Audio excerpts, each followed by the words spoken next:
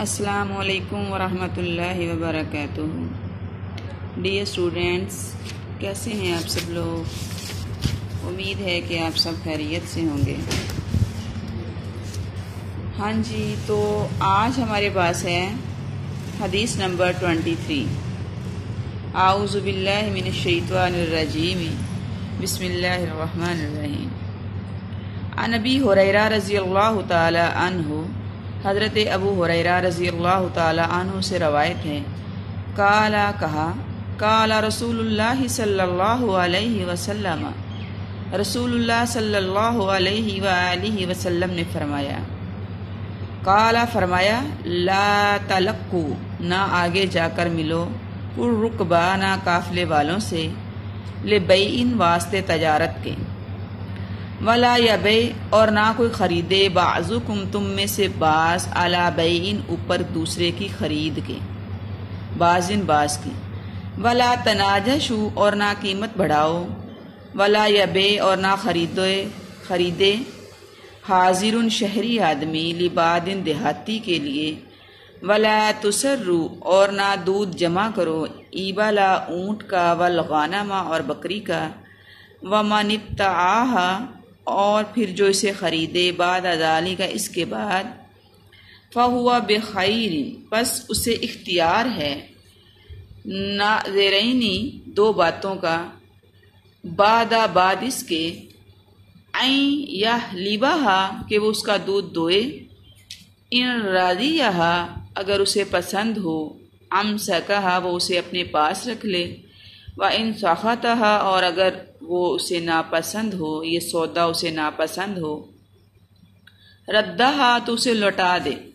وسان، اور ایک سا، من تمارن، ساتھ ایک سا کھجور بھی اس جانور کے ساتھ اس کے مالک کو لوٹا دے۔ رواہ البخاری و مسلم، اس حدیث کو روایت کیا ہے امام بخاری اور امام مسلم نے اپنی صحیحین کے اندر، یعنی یہ حدیث متفق علیہ ہے۔ حضرت ابو ہریرہ رضی اللہ تعالیٰ عنہ سے روایت ہے کہ نبی علیہ الصلوۃ والسلام نے فرمایا، تم شہر کی طرف آنے والے قافلوں سے شہر سے باہر نکل کر آگے جا کر نہ ملو، نہ ہی کوئی آدمی اپنے بائی کی بے کے اوپر بے کرے، یعنی ایک شخص پہلے کوئی چیز خرید چکا ہے تو اس کو زیادہ قیمت دے کر اس کے مالک سے خریدنے کی دوبارہ کوشش نہ کرے، نہ ہی محض قیمت بڑھانے کے لیے کسی چیز کی بولی لگاؤ، اور نہ ہی شہری آدمی دیہاتی کے لیے مال خرید کر رکھے۔ اور 5ویں نمبر پر آپ صلی اللہ علیہ وسلم نے فرمایا، تم بکری اور اونٹنی کے تھنوں میں دودھ کو جمع نہ کرو کہ تاکہ وہ مہنگے داموں فروخت ہو سکیں۔ اگر اس حالت میں کسی نے جانور خرید لیا اور دودھ دھونے کے بعد اسے یہ معلوم ہوا کہ میرے ساتھ دھوکا ہوا ہے، تو اس کو اختیار ہے، چاہے تو وہ جانور اپنے پاس رکھ لے، اور چاہے تو وہ جانور اس کو واپس کر دے، سودا منسوخ کر دے، اور اس کے ساتھ وہ ایک سا کھجور بھی اس جانور کے مالک کو دے دے۔ ڈیئر اسٹوڈینٹس، حدیث مبارکہ کے اندر 5 قسم کی تجارت کو ممنوع قرار دیا گیا ہے، حرام اور ناجائز قرار دیا گیا ہے۔ اللہ کے نبی صلی اللہ علیہ وسلم نے ان 5 اقسام کی تجارت سے امت محمدیہ کے افراد کو روکا ہے، منع کیا ہے۔ مال تجارت لے کر شہر کی طرف آنے والے لوگوں کو آگے جا کر ملنا، اور شہر کی مارکیٹ کے اندر قیمت معلوم ہونے سے پہلے ہی مال تجارت خرید لینا، حدیث میں اس سے منع کیا گیا ہے، کیونکہ اگر قافلے والوں نے مارکیٹ کا نرخ معلوم ہی نہیں کیا اور انہوں نے شہر آنے سے پہلے ہی اس چیز کو فروخت کر دیا ہے، تو ایسی صورت میں بیچنے والوں یا خریدنے والوں دونوں میں سے کسی ایک کے نقصان کا احتمال ہے۔ جمہور علماء کے مطابق اس طرح کی تجارت جو ہے وہ حرام ہے، لیکن امام ابو حنیفہ کا نقطہ نگاہ یہ ہے کہ اس طرح اس حدیث مبارکہ میں وہ بے، وہ تجارت حرام ہے جس سے عوام کو نقصان اٹھانا پڑے۔ اگر نقصان کا امکان نہ ہو، جیسا کہ آج کل اطلاعات کے حصول میں جدید سے جدید ذرائع اختیار کیے جاتے ہیں، ہر لمحہ خبر ملتی رہتی ہے، مارکیٹ میں طلب اور رسد کا بھی بخوبی علم ہوتا ہے اور پرائس کا بھی پتہ ہوتا ہے، تو ایسی صورت میں شہر سے باہر ہی مارکیٹ سے دور سودا کرنے اور بیع میں کوئی حرج نہیں ہے۔ امام ابو حنیفہ کے نزدیک اس طرح کے حالات میں بیع جائز ہے۔ ایسے ہی اگر کوئی شخص اتفاقیہ طور پر شہر سے باہر گیا اور اچانک اسے کچھ قافلے والے مل گئے جن کے پاس سامان تجارت تھا، تو اس نے کچھ مال خرید لیا، اس بیع کے بارے میں بھی جمہور کا نقطہ نگاہ یہی ہے کہ یہ تجارت حرام ہے۔ ڈیئر اسٹوڈنٹس، ان 5 طریقوں پر جو تجارت منع کی گئی ہے، حرام کی گئی ہے، اس کے بے شمار اسباب ہیں۔ اس طریقہ تجارت سے نظام معاشرت درہم برہم ہو جاتا ہے، نظام معاشرت اپنی اصل حالت پر قائم نہیں رہتا۔ اس لیے اللہ کے نبی صلی اللہ علیہ وسلم نے اس خلل کو روکنے کے لیے فرمایا، جب باہر سے کوئی قافلہ آیا ہو تو شہر کے باہر جا کر ان سے اس مقصد کے لیے نہ ملو کہ ان سے کوئی چیز خرید لو۔ اس میں قافلے والوں کے نقصان کا احتمال اور اندیشہ ہے، اور قافلے والوں کو یہ اختیار دیا گیا ہے کہ وہ شہر میں آ کر چیز کا ریٹ معلوم ہونے پر اس سودے کو منسوخ کر دیں۔ اس میں عوام اور پبلک کا بھی نقصان ہے، کیونکہ جب شہر کے باہر ہی ایک چیز کا سودا کر لیا گیا تو شہر کے اندر موجود لوگوں کو وہ چیز عام قیمت پر اویلیبل نہیں ہوگی، ذخیرہ اندوزی کا رجحان بڑھے گا، سرمایہ دار حضرات منافع خوری کے لیے شہر سے باہر ہی قافلے والوں سے سامان تجارت لے کر شہر کے اندر آ کر وہ اس چیز کو یا تو ذخیرہ کر لیں گے تاکہ مہنگے داموں پر بعد میں اس کو فروخت کر سکیں، یا اس کی قیمت بڑھا کر عوام الناس کے سامنے پیش کریں گے۔ لہٰذا پبلک اور عوام کا بھی اس کے اندر سراسر نقصان ہے۔ اس طرح کی تجارت کے اندر ایک گروہ کو معاشی اجارہ داری حاصل ہو جاتی ہے،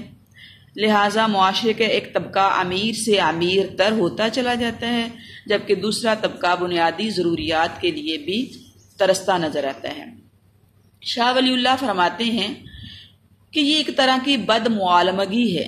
اس سے دوسرے تاجروں کو بھی نقصان پہنچتا ہے۔ جس کے ساتھ پہلے سودا ہوا تھا، مال تجارت پر اس کا حق ثابت ہو چکا تھا کہ وہ اس سے آگے فروخت کرے یا اپنے استعمال میں لائے، سودے پر سودا کر کے اس حق میں مزاحمت کی گئی جو اس کے حق کے حوالہ سے ظلم ہے، اور لا محالہ یہ بات جو ہے وہ مہنگائی کا سبب بنے گی، فساد فتنہ پیدا ہونے کا ڈر ہوگا، اور اس طرح یہ تجارت جس میں شہر سے باہر جا کر قافلے والوں سے ملا گیا اور ایک بھائی کے سودے پر نمبر 2 جو تجارت ممنوع قرار دی گئی ہے حدیث مبارکہ کے اندر کہ بھائی کے سودے پر سودا کر لیا گیا، یہ فتنہ فساد اور مہنگائی کا باعث ہوگی، لہٰذا اس تجارت سے اللہ کے نبی صلی اللہ علیہ وسلم نے منع فرمایا ہے۔ تیسری ممنوع تجارت یا بیع جو حدیث مبارکہ میں بیان کی گئی ہے وہ ہے ولا تناجشوا، کسی چیز کی قیمت بڑھانے کے لیے بولی نہ لگاؤ۔ یعنی جیسے پہلے نمبر 2 پر ہم نے یہ دیکھا کہ آپ صلی اللہ علیہ وسلم نے ایک مسلمان کی خرید کردہ چیز کی دوبارہ کسی مسلمان بھائی کو قیمت لگا کر قیمت بڑھا کر خریدنے سے منع کیا ہے،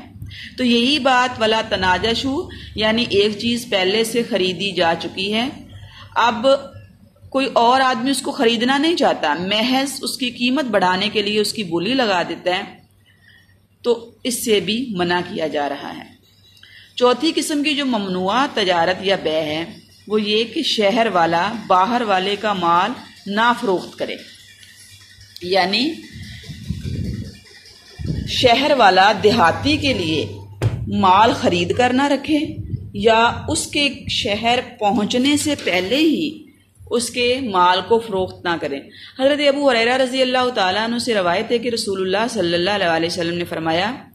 نہ فروخت کرے بستی والا یعنی مقامی باشندہ باہر والے یعنی شہر سے باہر مال لانے والے کا مال فروخت نہ کرے۔ اس کی صورت یہ ہے کہ دیہاتی آدمی اپنی کوئی چیز اور سامان لے کر اس لیے شہر میں جائے کہ اسے بازار کے نرخ پر فروخت کر سکے، تو وہ جس شہری کے یہاں مہمان ٹھہرا ہے وہ اسے مشورہ دے کہ یہ سامان میرے پاس چھوڑ جاؤ، کچھ عرصے کے بعد جب اس کا ریٹ بڑھ جائے گا تو میں اسے فروخت کر دوں گا۔ اب اگر اس چیز کو وہ دیہاتی خود فروخت کرتا تو خریدنے والے کو یقیناً فائدہ ہوتا، کیونکہ باہر کا دیہاتی ہونے کی وجہ سے شہری شخص اس سے سستا مال خرید لیتا ہے۔ لہٰذا اس تجارت اور بیع کو نبی علیہ الصلوۃ والسلام نے اپنی ارشادات کے اندر ممنوع قرار دیا ہے۔ فرمایا جو شخص مال تجارت کو روکے رکھتا ہے وہ خطا کار اور گنہگار ہے، اور ایک اور جگہ پر فرمایا اس شخص پر لعنت ہو جو خصوصاً اناج کو روکے رکھتا ہے۔ اس کے حرام ہونے کی وجہ یہ ہے کہ جب اہل شہر کو ایک چیز کی ضرورت ہے اور کوئی شخص محض اپنے فائدے کی خاطر کسی چیز کو روکے رکھے تو یقیناً محض اپنے نفع کی خاطر لوگوں کو مصیبت میں مبتلا کیا جاتا ہے۔ یہ نظام تمدن کا ایک پسندیدہ اصول نہیں ہے۔ حضرت عبداللہ ابن عباس رضی اللہ تعالیٰ عنہ سے روایت ہے کہ رسول اللہ صلی اللہ علیہ وسلم نے منع فرمایا باہر سے آنے والے تاجروں کو جو مال لے کر آئیں شہر سے باہر جا کر ان سے ملاقات کی جائے، اور منع فرمایا بستی والے لوگوں کو باہر والوں کا مال بیچنے سے۔ ڈیئر اسٹوڈینٹس، حدیث مبارکہ میں پانچویں ممنوعہ تجارت جو بیان کی گئی ہے وہ یہ ہے کہ ایسی شکل میں جانور بکری یا اونٹنی فروخت کی جائے کہ اس کے دودھ کو اس کے تھنوں میں پہلے سے روک دیا گیا ہے، تاکہ خریدنے والا یہ سمجھ کر اس جانور کو خرید لے کہ یہ خوب دودھ دینے والا جانور ہے اور اس سے مجھے فائدہ پہنچے گا۔ اب اس شخص نے اس دھوکے میں آ کر جانور کو خرید لیا اور بعد میں اس کا دودھ جب پہلی دفعہ دھویا گیا تو کافی زیادہ حاصل ہوا، اور اس کے بعد اگلے ٹائم پر جانور کے تھنوں میں اتنی مقدار میں دودھ جمع نہیں ہوا جیسے کہ پہلی دفعہ اس نے دودھ دھویا تھا۔ اس سے یہ معلوم ہوا خریدار کو کہ میرے ساتھ دھوکا ہوا ہے، 1 یا 2 ٹائم کا دودھ تھنوں کے اندر جمع کر دیا گیا تھا اور پیچھے دودھ دھویا نہیں گیا تھا۔ لہٰذا اللہ کے نبی صلی اللہ علیہ وسلم نے اس بیع کو فاسد قرار دیا ہے۔ خریدار کو یہ اختیار ہے کہ وہ 2 باتوں میں سے ایک بات کو اختیار کرے، چاہے تو وہ اگر اس کو جانور پسند ہے تو وہ اس کو اپنے پاس رکھ لے، اور اگر وہ اس جانور کو واپس کرنا چاہتا ہے تو بیچنے والے کو اس بات کا پابند کیا ہے کہ وہ اس سے اس جانور کو واپس لے۔ ہاں البتہ 1 ٹائم کا جو تھنوں کے اندر موجود دودھ جمع تھا اس نے استعمال کیا ہے، وہ دھویا ہے، اس کے بدلے میں وہ 1 سا کھجور اس جانور کے مالک کو لوٹا دے۔ حضرت ابو ہریرہ رضی اللہ تعالیٰ عنہ سے روایت ہے کہ رسول اللہ صلی اللہ علیہ وسلم نے اس کے واپس لوٹانے کی مدت 3 دن بیان فرمائی ہے کہ خریدنے والے کو حق حاصل ہے، وہ اگر محسوس کرے کہ جتنا دودھ نظر آتا تھا جانور کے اندر اب اتنا دودھ دینے کی صلاحیت نہیں ہے تو وہ اس جانور کو مالک کو واپس لوٹا دے، البتہ اس کی مدت 3 دن ہے۔ اگر جانور واپس کرنے کا پروگرام ہو تو استعمال شدہ دودھ کا معاوضہ حدیث مبارکہ کے مطابق 1 سا کھجور دی جائے گی، جو دودھ کا اونٹنی یا بکری کا جو دودھ استعمال ہوا ہے تاکہ اس کا بدلہ دیا جا سکے۔ بعض لوگوں کا یہ خیال ہے کہ صرف کھجور دینا ہی ضروری نہیں، بلکہ کسی علاقے میں بالعموم کھانے پینے کی جو چیزیں استعمال ہوتی ہیں ان میں سے کسی بھی چیز کا 1 سا دیا جاتا ہے، جیسے گندم، چاول، مکئی وغیرہ۔ امام ابو حنیفہ اور امام مالک کے بعض پیروکاروں نے کہا کہ دودھ کی قیمت دینی چاہیے، کیونکہ ظاہر ہے حدیث کے قاعدہ یہ ہے کہ اگر شے کو تلف کرے تو وہ پھر اس کی مثل دے ورنہ قیمت دے۔ دوسری جنس کا دینا قاعدے کے خلاف ہے، لیکن حدیث مبارکہ میں دودھ کے بدلے میں چونکہ 1 سا کھجور کا حکم دیا گیا ہے، لہٰذا جمہور علماء کرام کا یہی موقف ہے کہ وہ 1 سا کھجور ساتھ دے یا پھر کھانے پینے کی جو عام چیزیں استعمال ہیں ان کا 1 سا دیا جائے۔ تو ڈیئر اسٹوڈینٹس، معاشی نظام کو مستحکم کرنے کے لیے، لوگوں کو استحصال سے بچانے کے لیے اور نظام معیشت کو صاف اور شفاف بنانے کے لیے اللہ کے نبی صلی اللہ علیہ وسلم نے اس حدیث مبارکہ کے اندر 5 قسم کی تجارت کو ممنوع قرار دیا ہے۔ نمبر 1، باہر سے مال شہر کی طرف لانے والے قافلے سے شہر سے نکل کر شہر سے باہر ہی، مارکیٹ سے دور ملاقات نہ کی جائے اور ان کے ساتھ سودا نہ کیا جائے۔ نمبر 2، جب ایک مسلمان بھائی کسی چیز کو خرید چکا ہو تو دوسرے مسلمان بھائی کو حق حاصل نہیں ہے کہ وہ اس کی بے کے اوپر بے کرے، اس کی تجارت پر تجارت کرے، اس کی خریدی ہوئی چیز کو دوبارہ سے پھر مالک سے خریدنے کی کوشش کرے۔ نمبر 3، محض قیمت بڑھانے کے لیے کسی چیز کی بولی نہ لگائے۔ نمبر 4، شہری آدمی دیہاتی کے مال کو فروخت نہ کرے۔ شہری آدمی دیہاتی کے لائے ہوئے سامان تجارت کو اپنے پاس رکھ کر وہ اپنی مرضی سے فروخت نہ کرے۔ نمبر 5، جانوروں کی خریداری کے وقت اور جانوروں کو بیچتے ہوئے اس بات کا خیال کیا جائے کہ اگر بکری اور اونٹنی کے تھنوں میں دودھ کو جمع کر کے اسے مہنگے داموں فروخت کر دیا گیا ہے تو پھر مالک کو خریدار کو اختیار ہے کہ وہ چاہے تو جانور کو رکھ لے، چاہے تو اس سودے کو منسوخ کر کے اس جانور کو واپس کر دیں۔ تو یہ حدیث نمبر 23 کے اندر 5 قسم کی وہ تجارت بیان کی گئی ہے جس کو اللہ کے نبی صلی اللہ علیہ وسلم نے ناجائز، حرام اور ممنوع قرار دیا ہے، اور مسلمانوں کو اس بات کی تاکید کی گئی ہے کہ وہ اس طرح تجارت کے اندر ان امور کو اختیار کرنے سے باز رہیں تاکہ زیادہ سے زیادہ تجارت کے نظام کو بہتر اور اچھا بنایا جا سکے اور معاشرے کے اندر کسی بھی انسان کا استحصال نہ ہو۔ خریدار اور فروخت کنندہ دونوں کو ہی نقصان سے بچانے کی حتی الامکان کوشش کی گئی ہے۔ اللہ رب العالمین ہمیں اپنے نظام معیشت کو بہتر بنانے، اسلامی نظام معیشت کو اختیار کرنے اور ہمیں دوسروں کا استحصال کرنے سے محفوظ